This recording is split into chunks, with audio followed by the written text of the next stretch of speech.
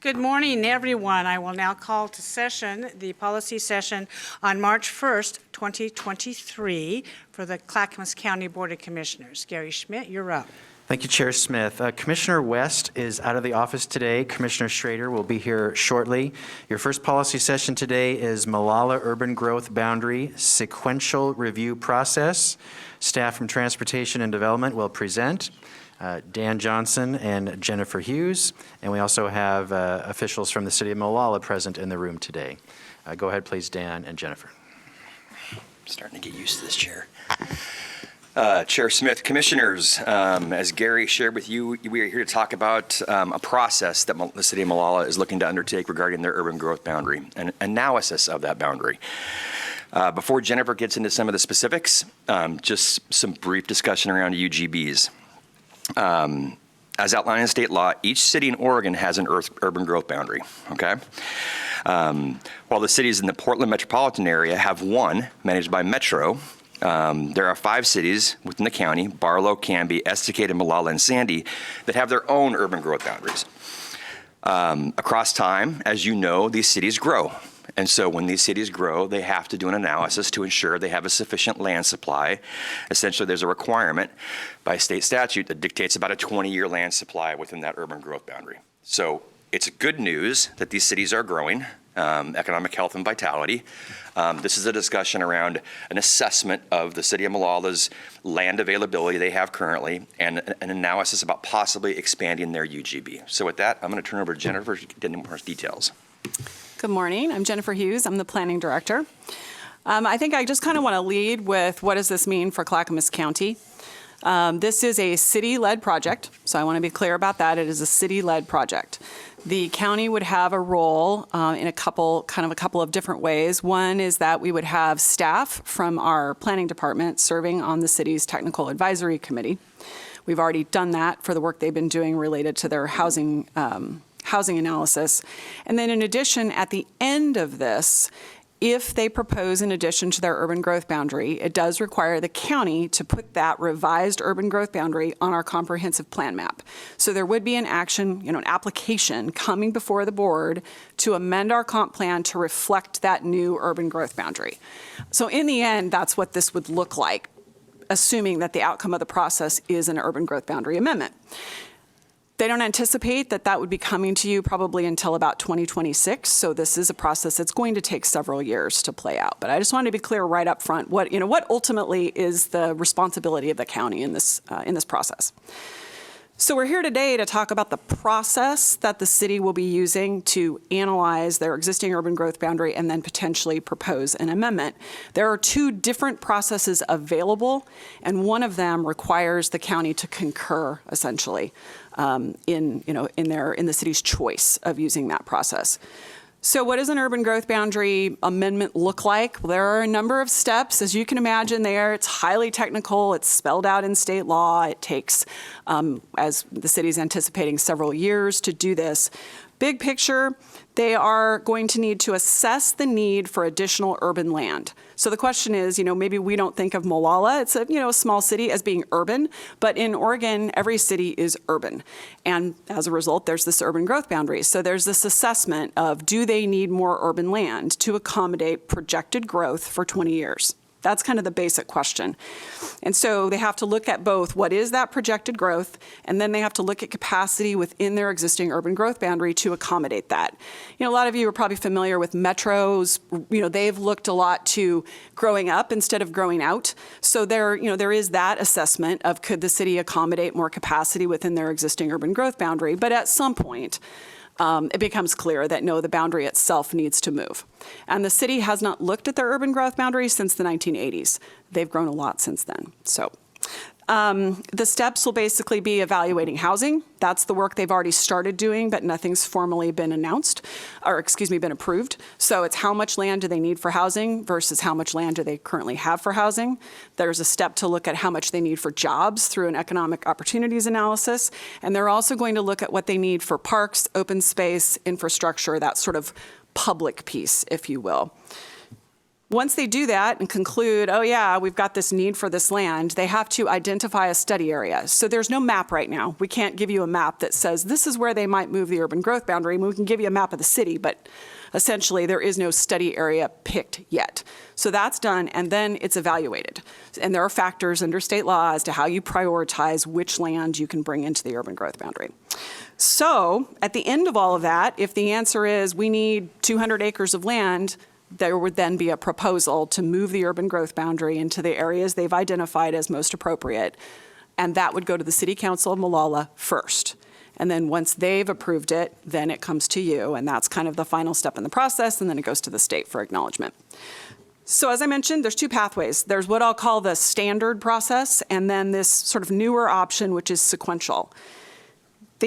Both ultimately require us to approve the urban growth boundary amendment at the end, but it changes the way the city kind of conducts its process. It allows them to submit it in stages, both to the public, to the city council, to the state, so they can look at the housing needs analysis first, then they can look at the economic opportunities analysis, so in pieces. The advantage of that is you don't have a city expend a lot of time and money for 3 years to get to the end and find out, oops, you did your housing needs analysis incorrectly. So that's the idea, is to make this more efficient for the city and ultimately for their taxpayers. So that's the proposal. It does require us, your option today is to either authorize staff to sign the sequential review concurrence, let's call it that, or not. Those are the two choices. If you do not choose to authorize us to sign it, then the city would need to use what I'll call the standard process. It doesn't mean they wouldn't do this, but I think arguably it would be a less efficient approach for them. And so staff's recommendation, one more thing. By signing this sequential review, you're basically just stipulating that we anticipate, doesn't mean it's for sure, but we anticipate that the urban growth boundary amendment will be more than 50 acres. And the housing needs analysis that they have done does already show a likely need for about close to 150 acres. So I think it's safe to say that it will exceed 50, and that's what you would be stipulating. But again, you're not approving it. You're just saying it's likely than 50 acres. So staff does recommend option 1, which is that you authorize staff to sign the request for sequential review. Thank you very much. This is long overdue. Somebody who came from Molalla and has owned businesses and properties inside the city limits. The expansion of the urban growth boundary has always been something that's needed to be done. Of course, I'm in favor of that. It's nice to hear there will be community outreach along the process. It could be contentious. Usually these are. I like the idea of the sequential review because it's cost savings. So you said it will be more than 50 acres, probably 150 acres, you said for housing and jobs? So their housing? Their housing needs analysis is all they've done so far. And I Right. believe the number they've come up with is 148 acres. Okay, So yeah, so- the jobs are to come. Yes, and they're going to have some jobs lands in that area too, and they're shaking their heads. Absolutely, absolutely. As Molalla is one of the fastest growing cities in the state, and I don't see it slowing down. You drive through there, it used to take from the east end of Molalla to the west end of the Molalla is Highway 211, and it'd take you 1 or 2 minutes. Now it's 15 minutes, and there's a traffic light. So there's a lot of people there. People are moving out. Just traveling from Oregon City south on Highway 213 is now bumper to bumper all day. You want with the appropriate amount of lot size, with the appropriate amount of being able to park a car and have sidewalks and all of those accoutrements that are very important. We have several commissioners in the queue. Commissioner Savas, I believe you're up first. Yeah, thank you. So Jennifer, you mentioned that the Molalla hasn't looked at their boundaries since the 80s, and I remember 10 years ago, there was something before the commission. So what was that? I have actually a few questions, Chair, so let's start with that one. So I can give you a very general answer. If you want something more specific, Martha Fritzy's in the audience, and she did work on that project at the time. But yes, Molalla had proposed to move forward with an expansion, and my understanding is that they were looking at a population analysis that did not in our view, and I think in the state's view, comply with state law at that time. And so the board kind of said, no, we're not going to go there. But if you want more detail, Martha is definitely the person to ask about it. Well, what I remember out of that process was the chair at the time making a statement saying that Molalla would never use the land they currently have in the urban growth boundary, so why should they expand it? And here we are today, and I think that just demonstrates that I think that there were some errors made or assumptions that were made that were proved to be grossly inaccurate. So I'm not adverse to this, but I want to get a better idea of the cost and the cost comparison of the two methods. So can you speak to that? I mean, our cost, Or sure. not the city of Mollalla's cost, but the uncompensated cost. Right. So I think it's a negligible difference for us because you aren't going to adopt in stages, And again, I don't want to predetermine. Maybe you won't adopt, but the application that comes before you is going to work the same either way. So I don't think the cost difference is significant. I think it's potentially there will be a few more technical advisory committee meetings that we would have a staff person at just because of this sort of step-by-step. But I don't think I could quantify that, and I don't think it's significant. And there's So- a fee for the application. Yeah, and there's a fee for the application. Historically, that's what we've done. Sandy, we've done this a couple of times for the city of Sandy. Yeah. Right. So hypothetically, if the city of Sandy and the city of Estacada and Canby also joined in and asked for the similar thing, we have the capacity to handle those, all four of those? I'd prefer they weren't all doing it at the same time, but if we had to, I think it's this push-pull of wanting to be good partners and understanding that we have a role in this. I think if it got to that point, conceivably, we could roll back our participation on these committees and still process the application at the end if that's what we had to do. And it's funny you should say that because at a recent planning directors meeting, the city of Canby mentioned exactly that. They are likely to be pursuing this and likely to be requesting this same sequential review process. I'm not aware that the other cities have anything immediately in the works, but we could end up doing Canby and Molalla on the same or similar timeline. Okay, and my last question, let's just say this goes forward, whether it's Molalla or Canby or the others. How much, is there a state standard for how much of it has density requirements on the housing side? Or is that solely up to the city to determine what it chooses for lot size and densities? So I would say it's some of both, and everybody in the audience who says Jennifer doesn't know what she's talking about, jump up and come wave your hand. The city of Molalla will be subject to some of the requirements that larger jurisdictions, I think they're at 10,000 or about to hit 10,000, so there are some middle housing requirements that kick in at that 10,000 mark. They are required to provide what's called needed housing, where they can't just do all single family. There are obligations to have a mix of housing types. I don't know, and maybe somebody can tell me if there's a specific density target that they have to achieve within their urban growth boundary, or if it's more flexible than that. The other thing I guess I'll just throw out there is that there is a lot of legislation this session that we are tracking. No idea where it's going at this point, but there seems to be a push for more variety in housing types and less ability for local governments to control that. I'll just say that for now. So I don't have a quarrel with this, but I think we already experienced, I don't think anyone's going to argue this, but the infrastructure for the roads and the transportation between the areas, not within the city or the new UGB, but, the responsibility of who covers the cost, and is those dollars forthcoming, because it's already bumper to bumper at peak hour, whether it's Estacada, Molalla, Canby, or Sandy. It's horrible. yes.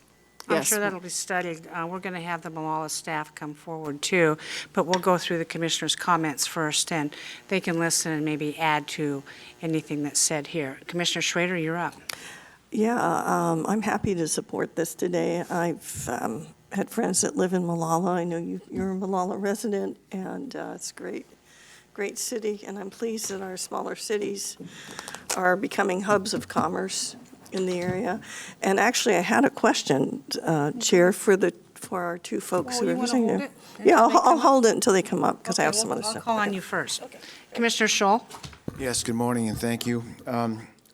I concur with the sequential review process and also with your option number one.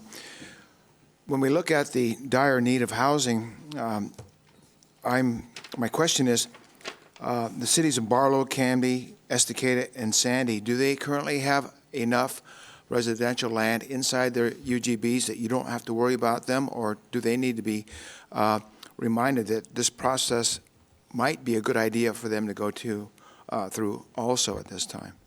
And like Commissioner Savas said, as these cities grow, are we keeping up with our transportation systems? Highway 212, for example. Yeah, so generally, I think Canby is looking at needing more land. Sandy and Estacada, I think, are okay. They've evaluated theirs more recently. It doesn't mean, that they're not going to need it again, but theirs are more current than Canby. And I think Barlow, they're kind of an interesting case, but there are some issues with infrastructure there, I think, in terms of really expanding in terms of sewer and water and that kind of thing. But those jurisdictions are self-regulating their assessment of their land availability and their land needs. We are not proactively, to the best of my knowledge, engaging in discussions with them about expansion. We are reacting to their inquiries, we are reacting to their requests, and supporting them where we can. All right, thank you. So I think this is going to pass today because we want our cities to be successful, but there needs to be a caveat in this. And that is, any excessive staff time will be reimbursed by each city. If, for instance, we do get inundated with proposals like this on land use, we reserve the right to either hire a consultant to help with staff time or charge the cities accordingly. That has to be made very clear. So therefore, I do not want the BCC to look at this in the same stages as what the sequential process review that the city is using. Is that okay? That's Yes. my understanding. I asked that question specifically to state staff at DLCD and was told that your adoption would be in one fell And swoop then at the again, end. many years when they make their decision. And equally important, after the city has acted on it. So you're not the initial discussion around that UGB, you're that secondary component of acknowledgement, so. I'm going to ask that Dan Huff come forward along with Mark Corthell, the Community Development Director. And you can speak, say what you need to say on this, and then at least Commissioner Schrader has a question for you. Well, I'll start by saying we met on the elevator on the way up, so I was asking questions too. So she approved it all beforehand. Oh, yeah, they're good. No, Well, that's good to know. without consulting with anybody else. Guys, don't get me in trouble. Okay, anyway, I wanted to ask about your industrial land and how much you have available, what your plans are, and then I wanted to address the sewer situation as well, because we got a letter from Rick, your state representative, Rick Lewis. So how much industrial land? Are you looking for anything specifically, and how can we help? And by the way, this is Matt Corthell. He's our Okay. Community Development Director. Okay, And all he's the lead on all this stuff we're doing here. Okay. Good morning, Chair and Commissioners. Thank you for having us. And thank you for your question, Commissioner Schrader. So I think I'll touch on the first one first, involving industrial land. So the city of Molalla currently has about 65, give or take, acres of developable industrial land. We've seen a great deal of interest in that recently, but what we've noticed is that we're losing it due to cost prohibition, due to infrastructure. We have taken and are budgeting next year to reduce that cost exposure by some public infrastructure projects that would serve those sites a little bit better and make it so that those are developable for businesses who obviously, can't afford to do $1.5 million pipeline project just to occupy 20 acres. It ends up being a heavy lift and burden for them. So the city has those things in the budget, pending obviously adoption of said budget, but we're very confident that will go. And in fact, our counselors have pointed out that the industrial land and getting it shovel ready, which we're not going to be quite shovel ready, but we'll be far, far closer to it in a year. So that's the industrial land piece. Did that answer your question, or you guys need some follow-up on It that? does. A follow-up, I know that Estacada has issues because they don't have natural gas. Are you facing the same issue in terms of that as an energy source for some of these sites? No, we're not. The one place that we did kind of, I wouldn't say is that the infrastructure fell short is we had a pretty reputable outfit that wanted to come in on about 20 acres of our industrial land, and they were willing to foot the bill for that pipeline project that I'm talking about to serve the land. But it come to find out when they provided their energy needs, they didn't provide all of the information that was needed by PGE, so they were going to need a dedicated feeder line in order to serve that property, which would have increased the cost of that development by about $3 million. But that's a very, very rare scenario. There's enough power down there to run their motors, for instance. There just wasn't enough to confidently start them up without the potential for brownouts. So we have been working with PGE. They came out about a week and a half ago and did a tour of the city. We're looking at, what kind of planning and working with their engineers to really plan to upgrade that south side where all of that industrial land sits now. But we think that we could serve almost any outfit that doesn't have a major kind of one-off power draw right now. I was contacted by that particular business and regarding that situation. God, that was fun. Okay. Is a tough there any, do you mind if I do have a few, I'm sorry. Do you mind? No, go ahead. Okay. So my other question is, are there any particular sectors that you're looking to recruit out there and/or a sector that may want to expand? I mean, manufacturing, I mean, what are you looking for? What have you already got and how are you going to build on it? So the traded sector at large is really what we're looking at. I don't think that we have the opportunity to be very choosy right now. So we're looking at the traded sector in general to try and fill out those industrial lands. Currently, we have a business, Marketplace. Oh, Pacific Fiber. Thank you. Pacific Fiber, who occupies about 35 acres of our industrial land and is really a great business and has been really a friend of the city since they came in and have been really responsive to any neighbor concerns and that sort of thing. There seems to be a kind of a prevailing theme of trying to get the timber industry back into Molalla in some way. Obviously, it looks very different than it did when Molalla had the timber industry, 50 years ago. But some opportunities there, I think, would be great for the city, but we're definitely open to all comers and working with them in any way we can to get that land filled out. Okay. Dan, go ahead. I'm No, sorry. Go ahead. No, ask.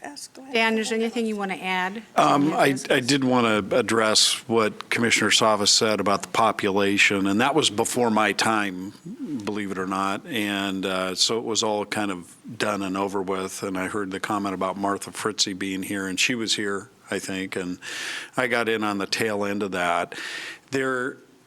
The population issue I think the city was dealing with was it was done outside the standard population process that everybody was going through. There was a little bit of expanded population for Molalla, and I think back in those days people were looking at much faster, larger growth scenarios, and Molalla was one of those communities, and they decided to pull out and do it on their own. We actually, even though I agree with you that the growth did occur, it just occurred over a lot longer period of time than people were anticipating back in about 2008 to 10, somewhere in that range. We are there. Our urban growth boundary and our city limits are about equal most of the way around the city, and other than some industrial land that has quite a lot of wetland in it, there just isn't any land left in town.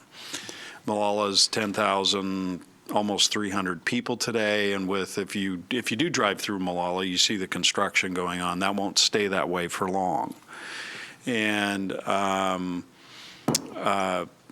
think after the timber industry went away from the community, the city grew anyway, but it only grew with single-family residences. There was no job growth, no industrial-based growth, no commercial growth at all. We're getting some of that now. Industrial growth is lagging behind a little bit, and that's probably from lack of land. There's some infrastructure needs that we have. We are going forward with reconstructing our wastewater facility plant, and thank you for supporting that. And that should keep us going for a while. We've reconstructed our water treatment system. We're going to get to that later, but first I want to take the urban growth issue first, and then we'll move Oh, on to your water sorry. treatment, if you don't mind. Martha, do you have one final question? It was about the water treatment plant. That's gonna come up So we'll next. come up next. Okay, great. So Commissioners, I will entertain a motion to support option 1. I move that the Board of County Commissioners authorize staff to sign the written notice of election to use sequential review process for the City of Molalla urban growth boundary expansion. Second. Commissioner Scholl has moved that staff, county staff, authorize and sign the written notice of election to use sequential review process. Commissioner Scholl has, or Commissioner Schrader has seconded that motion. Any further discussion? Tony, please take the roll. Commissioner Savas. Aye. Commissioner Schrader. Aye. Commissioner Scholl. Aye. Chair Smith. Aye, motion passes 4-0. Thank you very much. Now, on to your application for federal monies for your water treatment facility. That has been a big deal for decades. I know that. And you have submitted a letter here from Representative Lewis, which is very fine. I do appreciate that. But Board, what I'm going to propose to us today, since this letter is due, or your application is due Friday, Correct, Chair. so we have to get the letter out the door if we're going to, and I would like to be in a position of support on this. This letter is very detailed. I don't want to put all these details in there. There's a couple exceptions to this letter that we probably wouldn't be agreed just on facts. But what I would like to do, since not all 5 commissioners are here today, is sign a letter, the chair, on behalf of the BCC, and basically the letter will say, the Board of County Commissioners supports Mollalla's effort to apply for any federal funds that will enhance, fix, remodel, do whatever your outdated water treatment facility, and I'll get the correct words in there. Because I want to cite some facts for you, the economic realities of your city, you're a little bit low income. Number 2, you're lower income. I don't know what your tax base looks like out there, a little bit lower income, correct? And the failure to produce clean water for Oregon's fastest growing city will inhibit your growth, will also inhibit your ability to expand your urban growth boundary and do all the things necessary to be a prosperous city, and we want this city to be prosperous. So I'm just going to put that out there. Commissioner Schrader, were you up next? I think so. Yeah, go ahead. Yeah, I just want to make a comment about this. I was really pleased to see this because USDA rural development dollars are essential for our smaller rural communities. In many ways, I felt that we have underutilized them. And now that we have Laura Edmonds working with Cindy as our new Economic Development Director, I'm hopeful that we can have a little bit more information on how to access those rural funds. The other point I want to make is that the Farm Bill at this point in time at the federal level is up for reauthorization, which is where all those dollars come through for USDA rural development. I'm part of the national team that is lobbying to make sure it gets reauthorized and that it has significant dollars in it for the kinds of infrastructure that you folks need. Now, the other piece is I don't know if they actually do road infrastructure, but since that is part of what you need, I'll also call my contacts there and check into it. Thank you. And see whether or not this particular program will not only do water, but also that other piece of infrastructure. I will tell you, at the national level, all of the counties across this country are lobbying to get this reauthorized, whether they're urban, rural, suburban, or wild, because they want to make it for every community to thrive. So let's be aware of that, folks. USDA reauthorization's coming up. In fact, I read that we're this good. morning from information you sent over. That's right. Oh, you did? Good. Okay, I did. Yeah, that's an important piece of what we do, is to make sure that we get those revenue streams down to our local Yep, folks. we'll keep you in mind as well as the other rules. Commissioner Savas? Yeah, did I miss a draft letter? From me? Well, yeah, there was a letter discussion. All I see is the Okay, is the what letter this from is, Representative Lewis. okay, what this is, Representative Lewis submitted a letter as well as Senator Gerard, correct? Correct. You submitted this letter for us as an example of what to Yes, say. absolutely. Okay, I think, Paul, that we would draft our own letter with the talking points that I just mentioned, keep it, at, the 20,000-foot level. We could cite some examples of where to apply for monies, but also not limit it to only one pot of money that you could apply for. Right. That is my idea. Good deal. And we just had this presented to us last night. There was not time for us to have something drafted for board approval. And when do you need this letter so you make your deadline by Friday? No later than close of business on Friday. I mean, really, it's due on Friday, so if it's possible to get it Friday morning, that would be excellent. I don't want to push it, or by Friday morning, that would be excellent. We did this yesterday for 2 cities. We had 2 cities come in wanting to apply for earmarks, and we said yes. Commissioners, questions? And I can certainly have staff hurry up and write a letter, send it out to commissioners. It's not going to be anything controversial. It's a general letter of support, so you can apply for dollars. Thank you. That's perfect. Thank you very much. Okay, and I've done letters like this before, fixing the bridge, Portland's water system,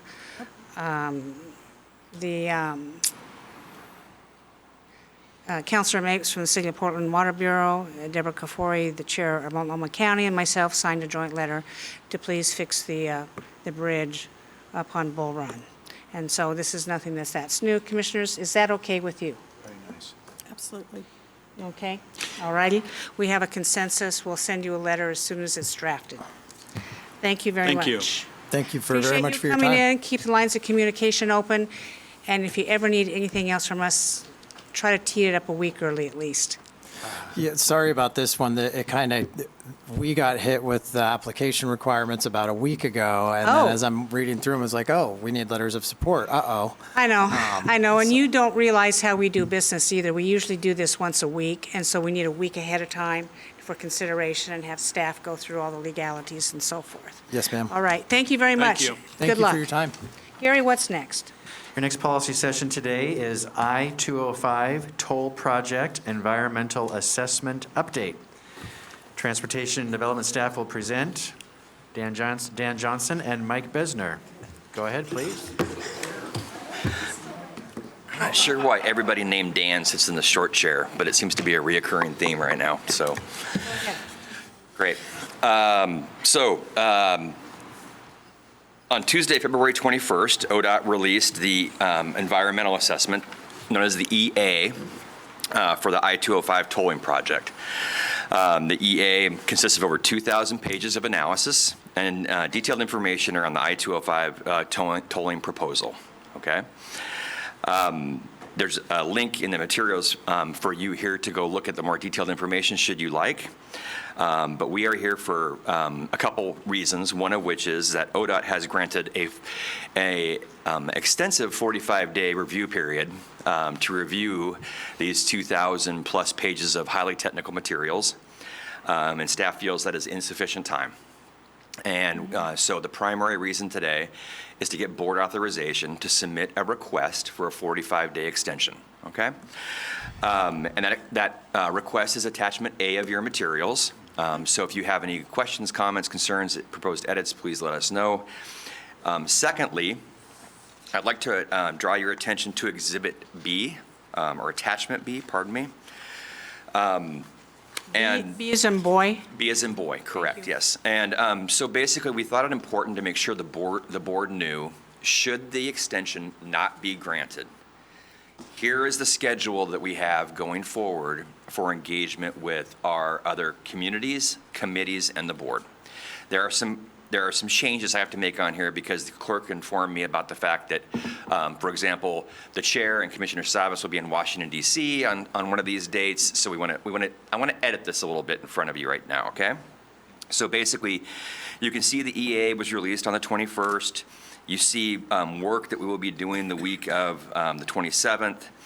You see March 8th, there is an ODOT presentation next week here. They will be presenting to you about the EA. You see the week of the 13th is engagement with C4 Metro, Diversion Subcommittee. And then on the 15th, we will be providing to the board a highlight of issues where it's not the detailed analysis, which we'll come back to you with, but kind of a highlight of issues we are seeing in the EA. And then a discussion around the transportation values, funding values, the tolling values that the board asked for a couple weeks ago, but engaging the board about that. That note under the week of March 20th, that Wednesday, March 22nd, that will be deleted because the chair and Commissioner Savas will be in Washington, D.C., which will then take us down to the week of the 27th, and this is where the typo is. It actually will be Wednesday, March 28th. 9th? Tuesday, March 28th. Tuesday, March 28th, where we would bring back to the board, that's our target date to kind of bring back our final letter, recommendation about comments for board consideration. Not on here is the fact that there is another week. We have April 4th as a possibility. If we can't get through that information on that time, we can bring it back for additional board consideration and discussion. So it allows time. I'll be honest, this is tight for a lot of different reasons, but assuming we don't get the extension, we know that there are other members of our jurisdictional partners that are also going to request the extension as well. Who knows if we're going to get it? Who knows if we get all of it or a part of it? But this schedule does assume the fact that we are locked into the 45-day response period, and we will do that review. I will tell you that we have queued up our internal staff to look at this. We have hired external consultants to assist with that as well.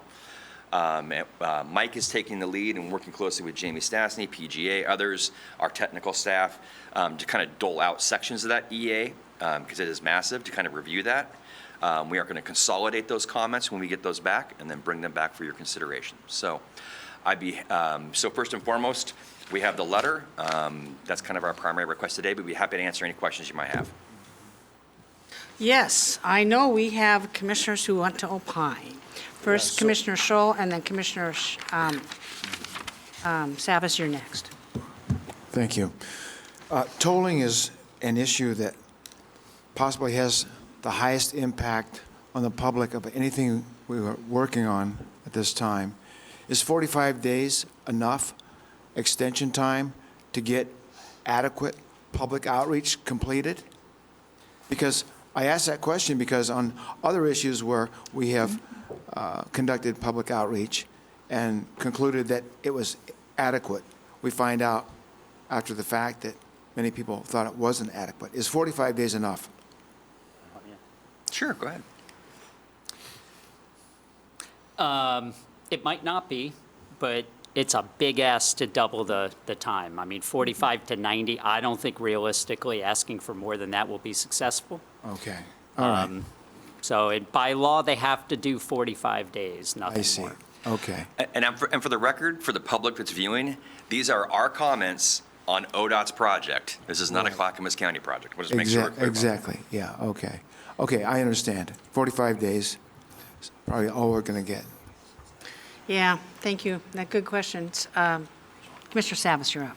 Yeah, so I would say to Commissioner Scholl and others that while our staff will barely be able to get through it all themselves if they have just shared with us, you can imagine they know all the nomenclature, most of it, if not all of it. They know they know all this language, they know this stuff technically, they're getting help. Can you imagine one citizen trying to absorb all this for public comment? It's impossible, right? I mean, it's just not, I can't singularly do this myself either. So, I have a concern about the volume of material and the limited time. So Chair, I have a couple things I want to chat about, but I just want to make a motion to approve the letter. I move to approve the letter for the extension of time. Seconded. 2 seconds. Commissioner Savas has moved to approve the letter for the extension of the EAA comments, and Commissioner Schrader has seconded the motion. Further discussion? Yes, that'll be me. We are not the only jurisdiction probably that's going to ask for an extension. Correct. I would think every one of them out there would be. Yep. And if the county is having trouble with our incredible staff understanding this, can you imagine what the smaller cities who are impacted, the smaller jurisdictions are going through? I think this is abominable. Abominable. So yes, very much. We're going to take a vote on this. And that's, by the way, Codiso, that's why we're hiring outside consultants to do this, paid on our own dime, correct? Yes. Further discussion. Tony, please take the poll. Commissioner Schrader, Aye. Commissioner Scholl, Aye. Commissioner Savas, Aye. Chair Smith. Aye, motion passes 4-0. Commissioner Savas, do you have further comments? Yeah, so I know this has been a long journey, and I know the board's taken some positions along the way that have, I guess I'll say, maybe have complicated some things. I know we're walking on eggshells trying to remain at these tables. We're trying to be cooperative and collaborative. At the same token as, I think that same level of being cooperative and collaborative is not being reciprocated by ODOT at this time. It does not feel to me and others in other jurisdictions and other elected leaders that, they're really listening to us. And it seems to me that legislative action is about the only thing that might result in any kind of change as far as accommodating some of our requests. When I say our requests, I mean talking about regional requests as well as our own.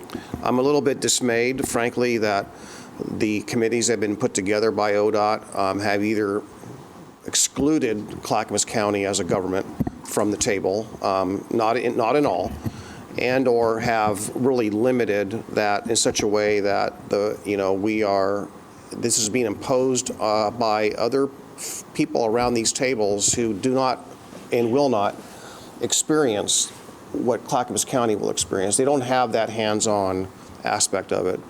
I'm getting inundated every day, as even this morning, with requests. What do we do? How can I help? So on. So I guess at some point, absent a work session unrelated to the EA, I want to just say this is unrelated to the EA. Is there a condition in which this board would be okay with tolling? I'm not looking at staff. Not by me. In my opinion, Commissioner Savas, no. Okay. So, the other question that's been put to us is, and again, so I don't know all the details, but, revenue sharing has been something that has been a big concern for us. And I can say that on Monday at the Regional Transportation or Regional Tolling Advisory Committee, the Portland City Commissioner and Lynn Peterson, the president of Metro, and others also asked for this 90-day extension. So there is some alignment from the region asking for all of this. However, I think some of the motivations are quite different. But the motivation for our request when it comes to shifting back to revenue sharing is that if you read ODOT's materials, you will see in their materials, and they conflict, that this is going to be a replacement or it's going to augment operations and maintenance of highway facilities. Tolling revenue will augment facilities. And today, that means for highway maintenance is gas tax. And of that, for every dollar, 50 cents of every dollar goes to the state, 30 cents goes to the counties. That's what our DTD lives on primarily, and 20% goes to the cities. Because they're not talking about revenue sharing and they have avoided that conversation, I am extremely alarmed that that as gas tax revenues are decreasing, their efforts are only protecting ODOT's ability to maintain the facilities and not the cities and the counties. So this one-sided exercise is very bothersome to me. At the same token is they know that if the toll rates get too high, people won't use the freeways, therefore won't pay the bonds. So it's not as though there's a choice, frankly, in which, because there'll be very little there to be able to take. So ODOT's going to protect themselves, let's just say, and the bondholders for the capital projects, and we're not probably even going to be on the list, let alone having enough revenues for any kind of mitigation identified for diversion and all the other impacts, let alone the wear and tear that's put upon the local jurisdictions when people are being economically forced off the freeway, right? That impacts our roads. They're not contemplating that. So I'm glad we're taking the actions we're taking with regard to outside consultants in the EA, but my concern is that they did not factor all of those things in the EA as I understand it. I don't think there's any big surprises that I've heard of yet out of reading the EA. So therefore, I think we need to look and have, I'm looking forward to a couple weeks from now when you guys come back to us on your evaluation of the EA, but I am very, very, very concerned, and I just don't know how we respond to some of these requests when it comes either to some of the legislative bills or IP4, the vote before tolls. So I think those are some requests that are out there, what we endorse and get behind, and just want to just plant that seed that we ought to be considering our positions on those. Commissioner Scholl. I saw a report yesterday that indicated that the state of Oregon may have recently become the state with the highest livability cost. And businesses and families are already impacted by the cost of living here. And when we look at the huge budget of the state of Oregon, it's difficult for most people to understand why we cannot afford to build and maintain infrastructure. Is the reason because the ODOT's got pet projects that don't extend to projects like I-205? Tolling is going to be a tax on the people and businesses that we cannot afford, period. Thank you, Commissioner Scholl. I agree with the statements from both commissioners. The economic realities of this, as Commissioner Savas is right, is very lopsided, not to mention what Commissioner Scholl just said on our people. And I think during this process, as you hire the outside consultants to review the EA process, is that you comb it through a very much legal lens and see what legal action that we can take to either stop it, join with other jurisdictions on this, and make sure that they do it according to what the local governments have been saying and saying and saying. Please do that. We have two other cities that are greatly impacted. The city of Oregon City and West Linn have already signaled that they're ready to do something similar.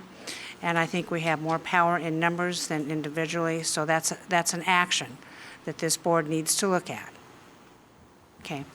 But Dan? You spoke briefly to the cities. We are coordinating closely with all of our partner jurisdictions. We have local, actually, technical groups from those cities getting together with our staff, knowing the fact that some of these cities don't have the ability or capacity to analyze all of this. They are partners in those discussions, so we are sharing information across those lines. Good. It's just unbelievable what this is doing. Commissioners, any further discussion on this? Paul? Anything else? Martha? I just have a quick question for Paul and for Mr. Schell. So they're also, and for staff, are they going to be tolling I-5 at the same time?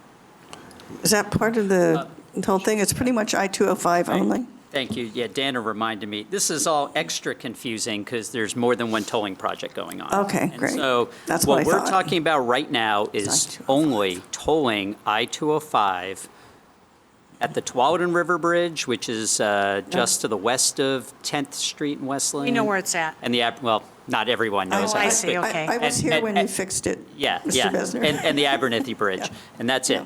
By the way, we've reminded ODOT that they like to separate the two very neatly, and we've told them that doesn't really work No, for it doesn't anybody work. else. And so I don't know how they'll, if you ask them questions next week, how they'll do that. But the other effort that is lagging farther behind by a couple years is what they call the RMPP. I can't for the life of me remember what that stands for, but it's congestion pricing the rest of 205 in Oregon and I-5 from 205 to the interstate bridge.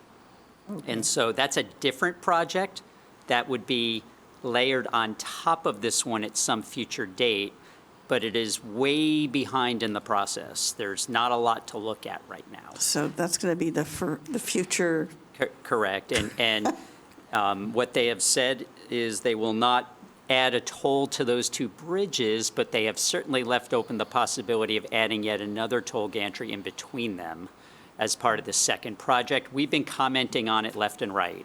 okay, good, Yeah. thank you. Regional Mobility Pricing Project. Thank you. Regional Mobility Pricing Project, thank you. Commissioner Savas? Yeah, thank you, Mike, for saying that. So essentially, I'm just going to add a couple of numbers on there. They're talking about, I mean, when they break this down into little pieces, that I think that eases the minds of some folks, but wrongfully so, or misleading in such a way, oh, it's only $2 per gantry, and you realize, well, there's two gantries, right, if you're going through the corridor. So the first layer, I hesitate to call it a cake because I like cake, right? But the first layer of the cake, and they estimate it'll be the average of $575 per year per household for this project, that for people who travel through the corridor. That's one layer. And as Mike stated, this RMPP, Regional Mobility Pricing Project, when they start doing that, it's going to add another layer. So it will potentially double or potentially triple, depending on how frequent you're going through the area or what time of the day you go through the area. So it might be at peak hour. It could be another. I'll just throw out a $2 per gantry. Is probably more per gantry. So it would be a doubling or a tripling. So and maybe at 2 o'clock in the morning when no one's on the freeway, it'll be a smaller price, but that base price of $575 or $2 per gantry will remain. So you have a fixed number and you have a variable number, and they're going to stack. And they're not going to happen all of a sudden. So they are, I think, I won't say it's misleading. Well, it's just misleading to say that, oh, it's only going to be $2 per gantry when that's not the full picture. That's why it's so complex. It's hard to tell people that if you're going to be okay with $2 per gantry or $575 a month, just or a year, just wait, because it'll be more. And they're claiming to be within a year. Now, we don't know if they'll be able to launch RMPP within a year.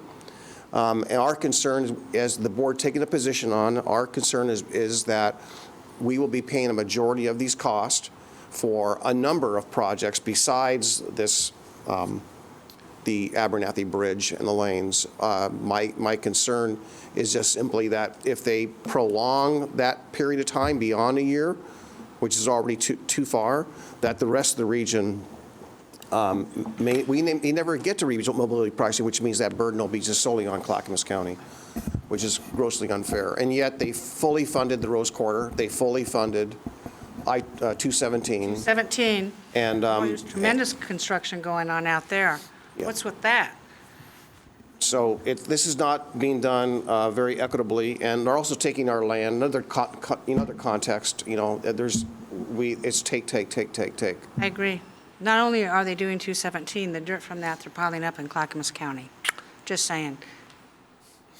At the exit, the south Wilsonville exit, as you come off of Wilsonville onto I-205, there's I-5, there's this big sign. Oh, this dirt landfill is from Highway 217 construction project. We get the leftover, the scrudge of stuff. Holy cow. Have the toll gantries been installed? No. Are you sure? Well, yeah, because this EA is needed for them to get approval to do them in the first place. I ask that because some constituents say they've seen some construction at the Stafford exit, and what are they doing with that? Okay, I just want to make sure that the toll gantries have not been installed yet. No. Thank you very much. Any further discussion? Commissioner Scholl. Is it true that the construction cost of installing the gantries will approach $100 million? I don't recall that exact number right now. There's a lot to that. It's not just gantries, it's establishing a back office and a whole program with employees, and so we'd have to get back, we'll bring that information Well, the back. reason I ask that is that just the startup costs of getting the gantries in and all those administrative functions online is going to be very expensive, and I believe it's going to take years just to pay that off. When you take your toll, take your cost for tolling, and what you have left over to pay for debt is going to be a long period of time. Yeah, according to what I can tell you, and I remember this number because it struck me, in one of the documents, at least prior, I haven't verified if it's in one of the many appendices in this one yet, but the administrative cost for the toll was year one was going to be 40% of tolls collected, which it makes sense it'll be high in year one. And then it ramped down slowly over 20 years, I want to say to the high 20s percentage-wise. So even in perpetuity, which that's what, it costs money to administer a toll, but it is important to remember that a sizable percentage of the toll paid does go to processing the toll. Okay, thank you. Thank you. Commissioner Savas? Yeah, well, the percentages are tricky. So yeah, it's about $100 million to install the gantries and stand up the back offices and all the collection and so forth. That's their estimated number is $100 million. But keep in mind that the lower number they collect, the lower dollar numbers of revenue they collect, the greater the overhead percentage will be. So it's the percentage number is extremely tricky.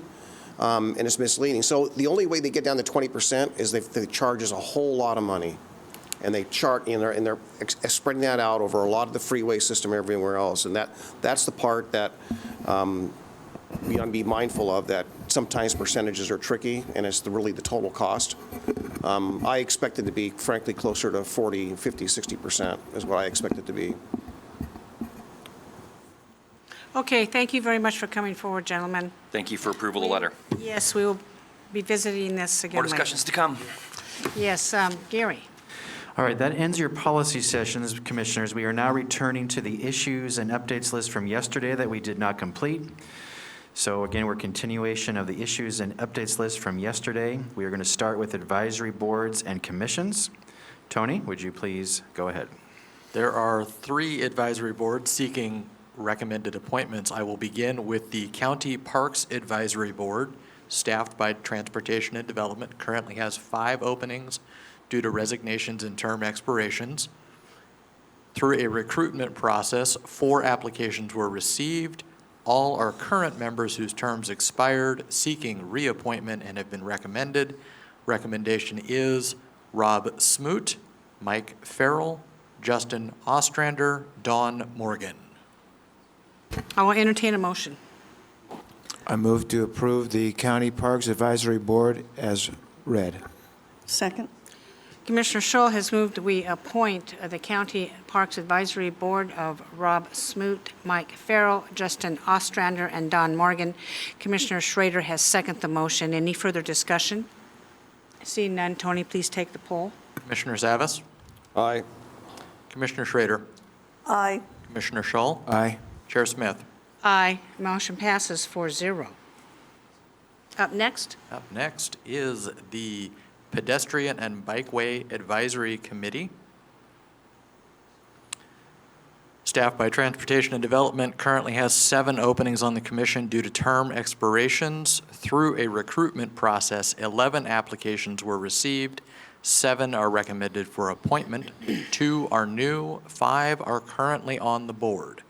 Recommendations are Melinda Montessuco to a 2nd term, Joseph Edge to a 3rd term, Kelly Grover to a 4th term, Bruce Parker to a 3rd term, David Weber to a 2nd term, Elena Kazarov to a 1st term, Emma Lugo to a 1st term.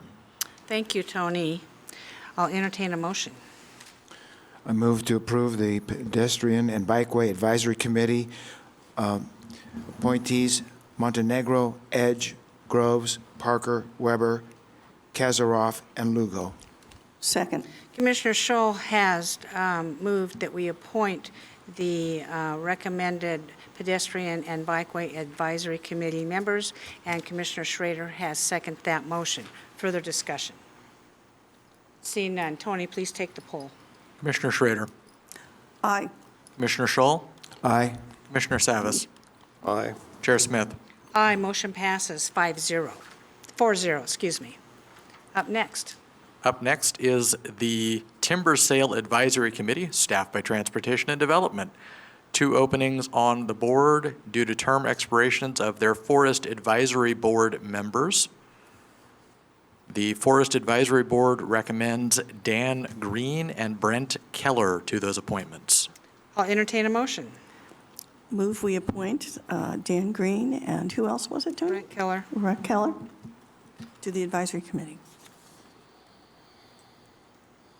Second. Commissioner Schrader has moved we appoint Dan Green and Brent Keller to the Forest Advisory Board. Commissioner Savas has seconded the motion. Further discussion? Hearing none. Tony, please take the poll. Commissioner Scholl, Aye. Commissioner Schrader, Aye. Commissioner Savas, Aye. Chair Smith.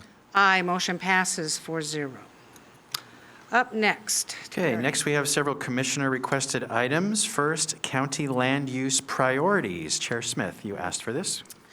So, Commissioners, the Oregon Legislature, as you know, is in session, and they are taking up the task force lands readiness bill for the microchip advisory subcommittee based on a report that was submitted to them. And they have asked Clackamas County for a list, and we submitted that. We had a 2 to 3 days notice to come up with lands and submit a list. However, more meetings are occurring on that. I intend on testifying tonight at 5 p.m. via Zoom. I'm not going to go down, but I want to talk about the situation. We have submitted some lands. There's a lot of pent-up demand in Clackamas County. In fact, all last week, I probably had several calls every day and/or answered emails from a huge group of people saying, I want my land included, I want my land included, I want my land included. And part of the process was I was saying, well, this is for your jobs land, it's not for housing. And so when Gary was asked to do that, he submitted a wide swath of lands in there. And I liked how we did that because it shows the Oregon Legislature and others out there that Clackamas County has a lot of land that could be developed under the right circumstances, providing we were allowed to plan, providing we had the infrastructure and the dollars to do that. And so we are not being asked to submit lands that are ready. In fact, that's what this task force is assigned to do. It shows there's no readiness. So there's a couple pots of money. The state money is anywhere from $200,000 to $300,000 up to $500,000, is that right? Or $500 million? I'm thinking it's $500 million. $500 million, I spoke wrongly. Yes, because every time I read an article, the amount goes up, of which Clackamas County will get some money. So we need to be at the table. We need, as a Board of Commissioners, need to say, yes, we are ready to do the planning and receive the money and go forward on any designated lands. Secondly, there's the CHIPS Act that Congress approved of $3 billion. The Secretary of Commerce is coming to Oregon about the middle of this month to evaluate the sites, and she wants to see for herself what we have, what's ready, so we can get those dollars. We need to be positioned to go ahead and do that. So I need to know what commissioners want to do. We have a series of lands that have been submitted, but I want to focus today on the industrial piece, the jobs piece. We know we need housing. We know we need this. So are there any comments about going forward with any of this? Commissioner Schrader. I think it's essential. One of the pieces of information I have is a letter signed for you, Chair Smith and Tom Ellis, City of Happy Valley. According to this information, if they could get funding opportunities. I think it would move their infrastructure forward, but they would have acreage out in that area, I believe, to help satisfy either a chip plant or the other thing is those medium-sized to larger-sized, semi-larger-sized businesses that also become the pipeline to the chip industry. So I always thought that was a good opportunity.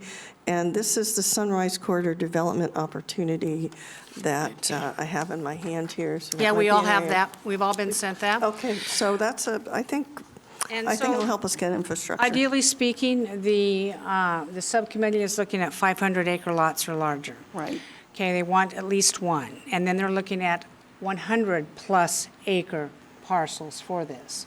Now, regarding the lands in Happy Valley, I drove out there, and I am in support of what Happy Valley's asks is. But you Okay. need to understand, For 500 acres. ODOT, Yeah. in the realignment of 212, will take out some of those. And so I hope Happy Valley, I'm sure they're aware of that. Talking with Representative Janelle Bynum, she says her understanding of the chip, and she's the co-chair, the chip manufacturing protocols is you cannot site a facility that's on granite land. And the topsoil in some of the Happy Valley sites is only about 2 inches. There's granite underneath that. Boy, that was a surprise to me. That was a surprise to me, too. We can go ahead and continue with that, knowing that is not ideal for a large site for chip manufacturing. Commissioner Scholl? Last year, I attended the Columbia River Corridor Builders Association meeting. They are the builders who have built out the area between the Willamette River and Troutdale, Interstate 84 north to the Columbia River. And they reported in that meeting that their lands up there are built out. They're looking for other places to go. In that meeting, Clackamas County came up as the next ideal place to move for industrial development.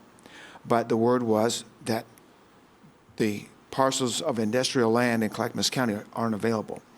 If we can make land available in Clackamas County to attract industry, we will also attract residents. And we will then, if we can, get land for more residential projects. We can stimulate our economy in this county like you cannot believe. Step one is to get the land available, and they will come. The builders will come. Commissioner Scholl, if you're aware, we submitted a 400-acre site put forth by property owners Miletus, Chris and Tom Miletus. I do think this board should support that site and move forward with that. No doubt. If there's concurrence. That site is perfectly flat. It has I-5, an airport, a rail line close by, and a state highway that runs through it. Much of the infrastructure is in place, including sewer and water. Commissioner Savas?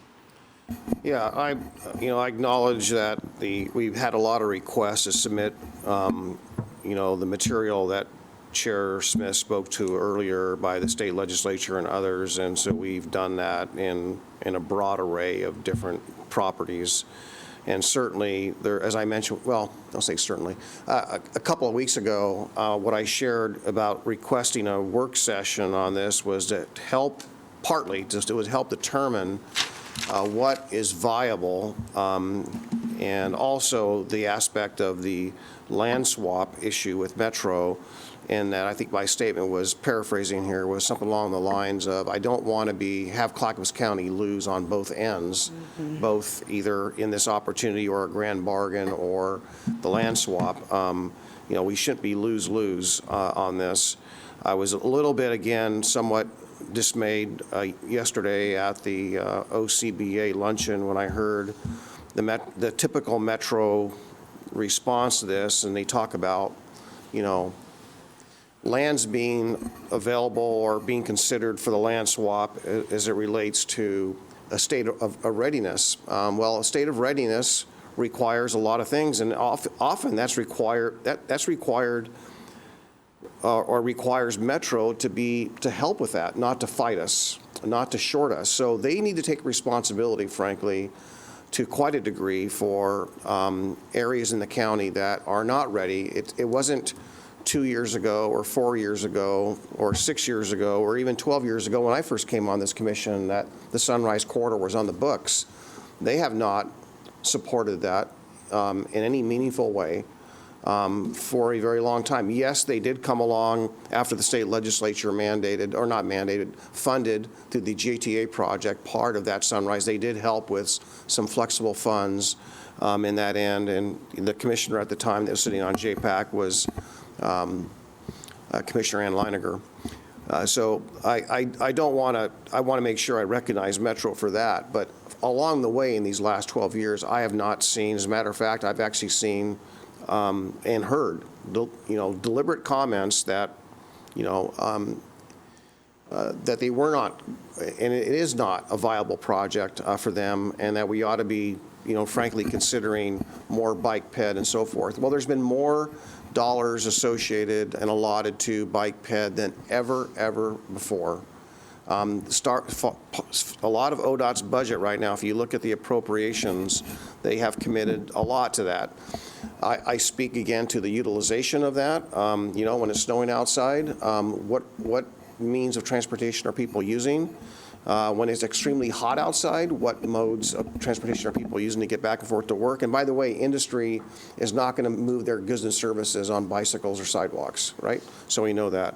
So it's a complex issue, but my struggle with all of this is that we haven't had, and I'd like to hear, getting back to the land use or where, is the likelihood or possibilities or path to success in order to get any success. I'm more likely to get behind something that's got a path to success than I am us focusing on, a particular property or parcel or area or territory or purpose that may not be even viable. So I think we need to put our political capital behind something that can work, that will work. And I'm hoping maybe, again, that some of this work from whether the federal government or the state, as far as the site analysis, can help make those determinations for us because they have the expertise about that. However, getting back to the land swap, which is a different animal, we cannot allow that to continue to happen. As I heard the Metro representative yesterday at the luncheon say that this is their new approach. It didn't say it was their first one, didn't say it was their last one, it's their new approach. It led me to believe that this is going to happen again and again and again, and I think we need to stay firm and say, you're taking our land, you need to either compensate us for that, you're taking it out of the urban growth and or provide us the infrastructure to help that readiness. $1 million grant, CET grant, is not going to provide the infrastructure that we need. And our cities are small here in Clackamas County. They're not large cities like in Washington County. So we are disadvantaged in too many ways, and I think Metro needs to be a partner and really, frankly, not undermining us. Well, it's interesting, what's first, the chicken or the egg? At this point, I do not believe, so you know how fast the legislature moves. We've had requests come in. We didn't meet last week. I put it off last week. So we really do need to be at the table showing that we can. Now, it's not up to Clackamas County to have these lands ready.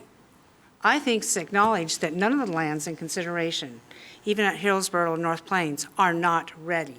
The whole point of this is providing the money from the federal government and the state government to make the lands ready, so then businesses will look at A, B, or C and say, oh, that's viable for me to do what I need to do. Gary, you have a comment on that? Yes, Chair, as you just mentioned, the legislature is working very quickly. Despite a 6-month session, they're working very fast, especially on this particular topic. The committee is meeting twice a week. Representative Janelle Bynum, who's a Clackamas County representative, is a co-chair. She has reached out to Chair Smith asking, what is your county's priority? The committee may wrap up its work this week, that fast. We don't know yet. Chris Lyons, our lobbyist, is meeting right now with Representative Bynum. We'll have more information this afternoon. So there is a desire to act fast. We don't have enough, unfortunately, the time to really go into depth as I know you'd like, commissioners, but looking for something soon. Okay. Commissioner Schroeder, you have a comment? Yeah, this is the conundrum we face, okay?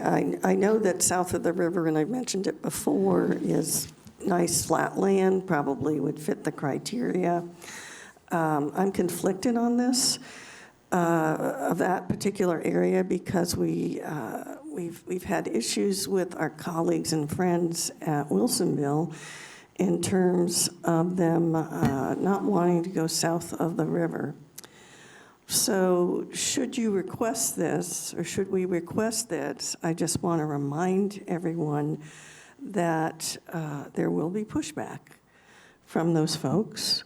And as long as we're aware of that, if you'd like to submit it, I would say fine, but I have to let my colleagues there know that it is submitted and that there's going to be a lobbying effort to make that happen. I feel uncomfortable, frankly, being part of that lobbying effort because I know most of those folks.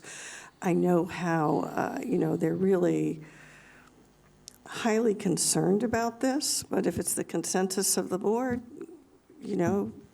and you want to give it a go, then so be it. So the city of Wilsonville is growing. And part of the reason for the federal monies coming in is to have our cities be more ready with the expansion of their sewer and water systems. So the way I'm thinking about it is, what city wouldn't want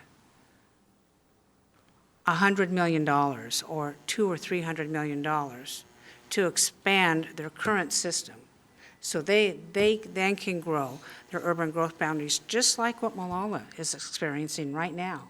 Molalla may be at the table. I don't know if they are or not. They do have some industrial lands, but they only have 65 acres, right? That's one project. 65 acres is all they have because of the constraints. So you look at other cities across the Clackamas County. Oregon City would love to be a player. But, they're tied to tri-counties, as we know, our tri-county sewer system. So there are cities that want to be players, but they are hesitant because they're thinking they're going to get these unfunded mandates dumped on them. And I think that's what we're trying to avoid, because we're like the cities, the county is. We don't need unfunded mandates any more than anybody else does.